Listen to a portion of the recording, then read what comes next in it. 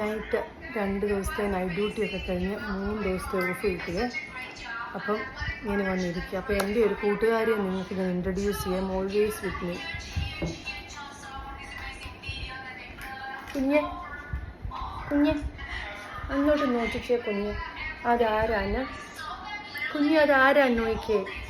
നമ്മുടെ യൂട്യൂബ് ചാനലിലേക്ക് എല്ലാവർക്കും സ്വാഗതം എന്ന് പറ. സ്വാഗതം. ഞങ്ങളുടെ യൂട്യൂബ് ചാനലിലേക്ക് എല്ലാവർക്കും സ്വാഗതം. ഈ ഷിറ്റ്സുവാ കേട്ടോ. ഇവിടെ സമ്മർ ആയതുകൊണ്ട് ഞങ്ങൾ ഇതിൻ്റെ ഹെയർ എല്ലാം ട്രിമ്മ് ചെയ്യിപ്പിച്ച് വൃത്തിയാക്കി വെച്ചേക്കുക. അല്ലെങ്കിൽ ഉണ്ടല്ലോ ഇവിടെ ദേഹത്തങ്ങ് ചൂടാകത്തില്ലേ.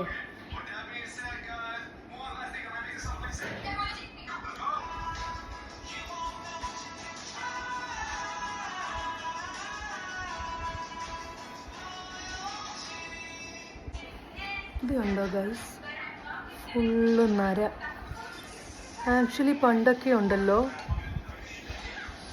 ഇങ്ങനൊന്നും ഇത്രയും എന്തോ ഈ പറയുന്ന ഈ ഹെയർ ഒന്നും പണ്ടത്തെ കാലത്ത് ഒന്നും ആൾക്കാർക്കൊന്നും ഇത്രയും ഇങ്ങനത്തെ ഇതൊന്നും ഇല്ലായിരുന്നു. പക്ഷെ എനിക്കറിയത്തില്ല എന്താ വന്നു. എനിക്കൊന്ന് 40s ഉണ്ടാകുന്ന ആ ഏജിങ് പ്രോസസ്സിൻ്റെ ആയിരിക്കാം. ആർക്കറിയാം.